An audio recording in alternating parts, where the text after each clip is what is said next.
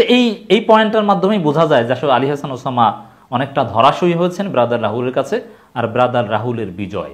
কিন্তু দর্শক, এই বিষয়টা বুঝতে হবে, ব্রাদার রাহুলের বিজয় ইট ডাজন্ট মিন দ্যাট যে আহলে হাদিসের যে অবস্থান তারাবি নামাজের বিষয় সেটার বিজয় নয়। এই জন্যই আমি এখানে জামাত শিবিরের অবস্থান, জামাত শিবির কোন পক্ষে, এটা একটু তুলে আনতে চাই। আমি মনে করি এই তারাবি বিতর্কে দুই পক্ষেই বাড়াবাড়ি অবস্থানে আছে, প্রান্তিক অবস্থানে আছে, কোনো পক্ষেই ঠিক নয়। হ্যাঁ, এই বিতর্ক অনুষ্ঠানের বিষয়ে জামাত শিবিরের লোকজন এই বিতর্ককেই ট্রল করেছে যে এই বিতর্কের কোনো ফায়দা নেই, এতে কোনো লাভ হয়নি। এই ধরনের বিতর্কেরই বিপক্ষে, অতএব এই বিতর্কের পক্ষেই না জামাত শিবিরের লোকজন। অতএব ব্রাদার রাহুলের পক্ষে থাকা কিংবা আলী হাসান ওসামার পক্ষে থাকার প্রশ্নই আসে না।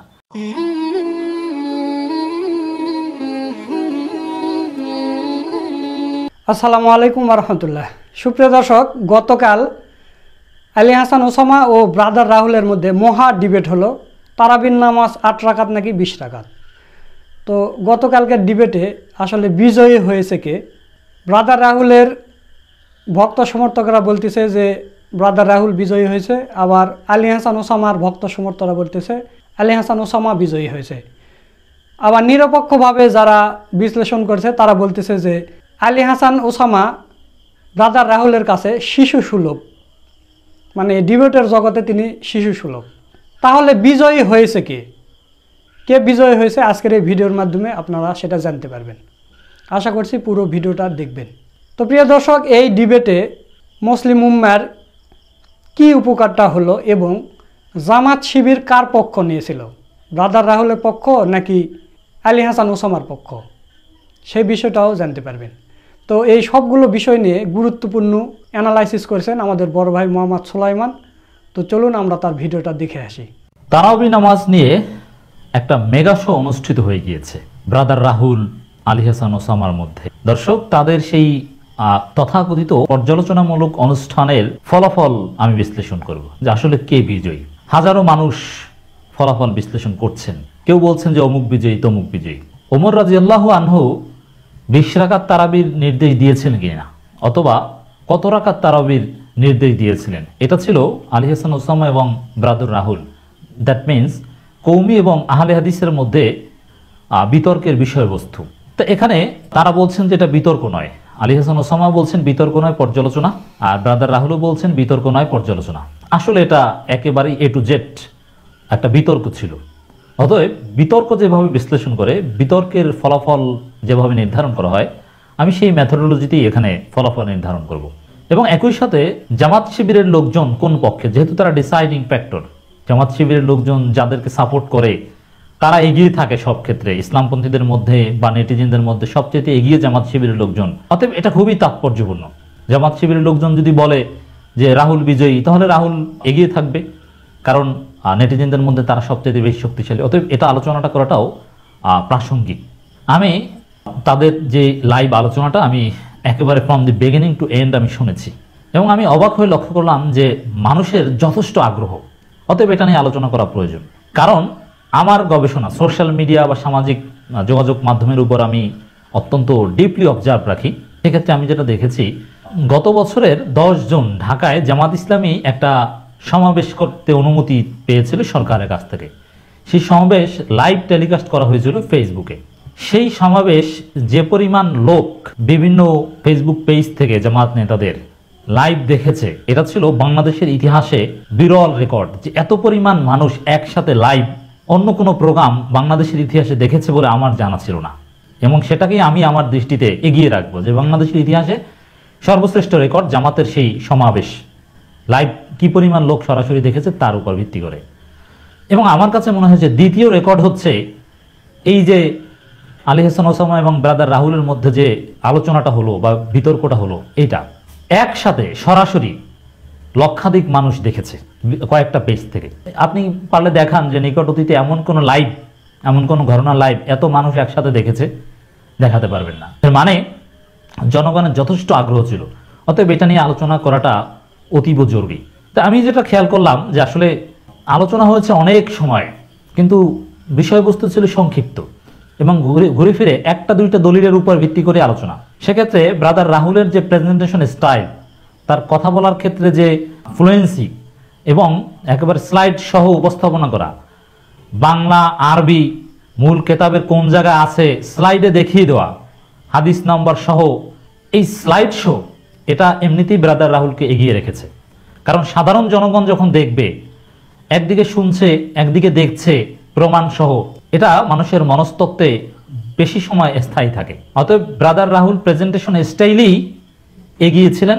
আর আলী হাসান ওসামার আলোচনা ছিল মিন টাইপের, বিতর্কমূলক আলোচনায় যে ভয়েসে কথা বলতে হয় তিনি সেই ভয়েসে কথা বলতে পারেননি, বা সেরকম কথা বলার লোক তিনি নন।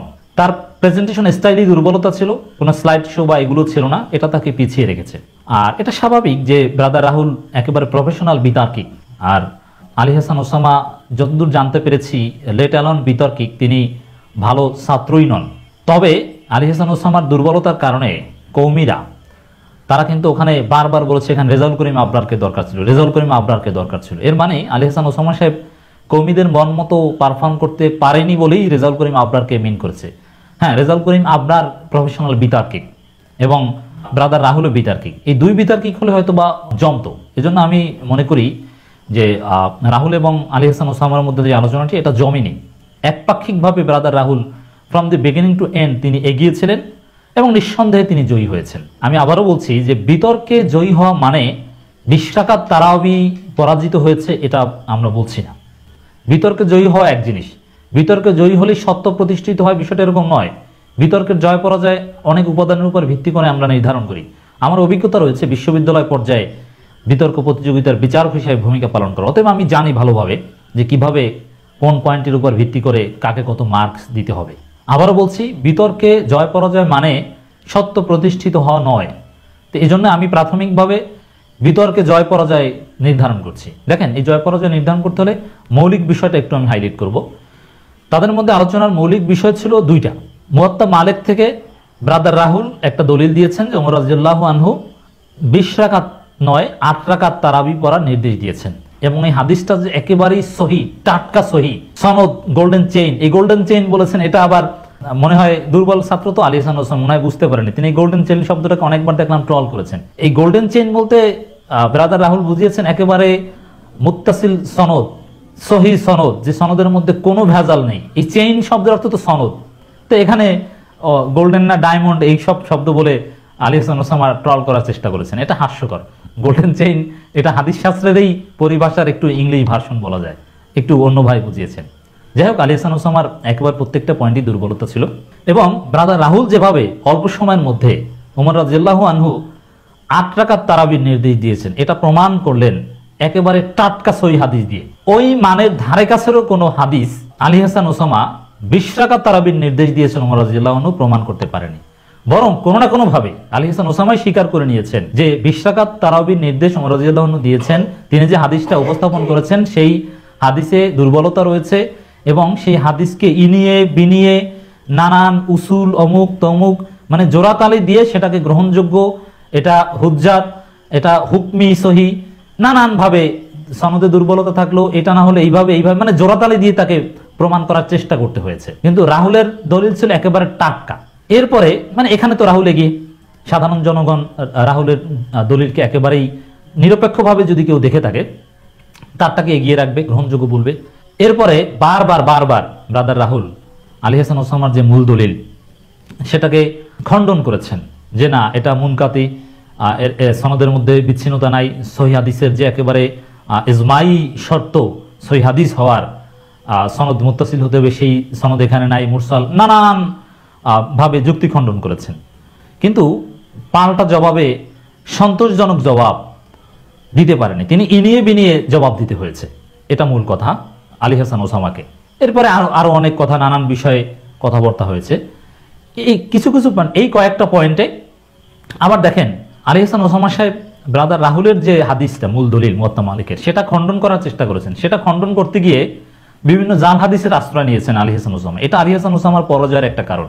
যেমন সনদ সহি 8 রাকাতের নির্দেশ দিয়েছেন ওমর রাদিয়াল্লাহু আনহু, এটা মেনে নিয়েছেন কিন্তু আলী হাসান ওসামা, কিন্তু তার মতনকে বাতিল করেছেন। এখন যে যুক্তিতে ওমর রাদিয়াল্লাহু আনহু 8 রাকাত তারাবির নির্দেশ দিয়েছেন, এটার সনদ সহি আলী হাসান ওসামা মেনে নিয়েও মতনকে বাতিল করে দিয়েছেন, এমনকি জাল সাব্যস্ত করার চেষ্টা করেছেন।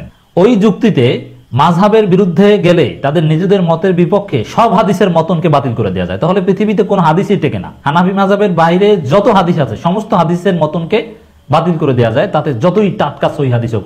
এমনকি হাদিসে মুতাওয়াতির হলেও সেটাকে বিভিন্ন যুক্তিতে বাতিল করে দেওয়া যায়, যে যুক্তিতে 8 রাকাত তারাবির নির্দেশ ওমর রাদিয়াল্লাহু আনহুর ওই হাদিসের সনদ সহিহ সত্ত্বেও মতনকে বাতিল করেছেন। তবে এখানে বুঝতে পেরেছেন যে আলী হাসান ওসামার দুর্বলতাটা। তো এই পয়েন্টটার মাধ্যমেই বোঝা যায় যে আসলে আলী হাসান ওসামা অনেকটা ধরাশয়ী হয়েছেন ব্রাদার রাহুলের কাছে, আর ব্রাদার রাহুলের বিজয়।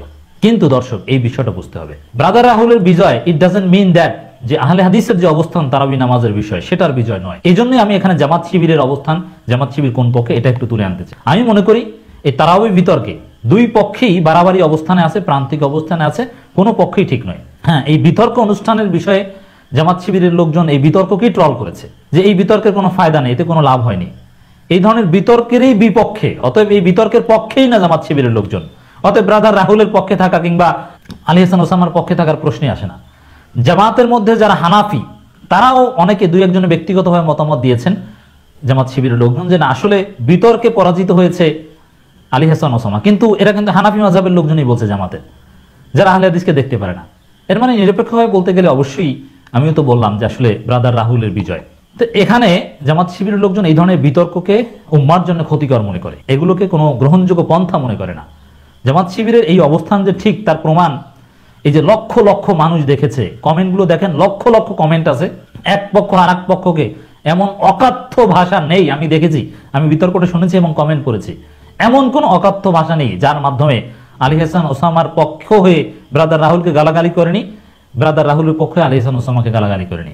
এমনকি ইমাম আবু হানিফা থেকে শুরু করে কাউকে ছাড়েনি, গালাগালির বিশাল মহড়া হয়েছে, অনেক সওয়াব অর্জন করেছে। এই বিতর্কের ফলাফল তো এইটাই। একজন মানুষও দেখাতে পারবো না যারা এই বিতর্কের কারণে তাদের অবস্থান চেঞ্জ করেছেন, একজন মানুষও নেই, কেউ অবস্থান চেঞ্জ করেনি, বরং প্রত্যেকে তার আগের যে অবস্থান সেই অবস্থানের পক্ষ হয়ে প্রতিপক্ষ হয়ে গালাগালি করেছেন। এই কারণে জামাত শিবির লোকজন এই ধরনের ফালতু বিতর্কের পক্ষে নয়, বুঝতে পেরেছেন আশা করি। এবং জামাত শিবিরকে যদি কেউ চ্যালেঞ্জবাজি করে, সব চ্যালেঞ্জকে তারা হেসে উড়িয়ে দেয়, এসব চ্যালেঞ্জকে তারা ট্রল করে উড়িয়ে দেয়। কেন দেয় বুঝতে পেরেছেন, যে গালাগালির মহড়া হয়েছে। এবং আরেকটা বিষয় বলি দর্শক, শেষের দিকে মানে বিতর্কের শেষে ব্রাদার রাহুল এবং আলী হাসান ওসামা দুইজনেই পোস্ট দিয়েছেন। ব্রাদার রাহুল বিজয়ী দাবি করেছেন নিজেকে, আলী হাসান ওসামা যে ব্যাখ্যা দিয়েছেন যে এটা বিতর্ক না, পর্যালোচনা, এইভাবে মানে আলী হাসান ওসামার কথার মধ্যেই মানে পরবর্তীতে যে ফেসবুক পোস্ট দিয়েছেন আলোচনা শেষে, তাতেই বোঝা যায় যে তিনি নিজেও বুঝতে পেরেছেন যে তিনি পরাজিত হয়েছেন। আশা করি দর্শক এই বিতর্কের ফলাফল বুঝতে পেরেছেন। অর্থাৎ দর্শক এখন আপনাদেরকে একটু সংক্ষেপে বলি যে আসলে সহি কোনটা। আসলে জামাত শিবিরের অবস্থান যেটা ওটাই সহি। কি সহি? যে আসলে এটা একটা ইখতিলাফি মাসালা, এটা একটা আনএন্ডিং বিতর্ক, এই বিতর্কের কোনো সমাধান হবে না।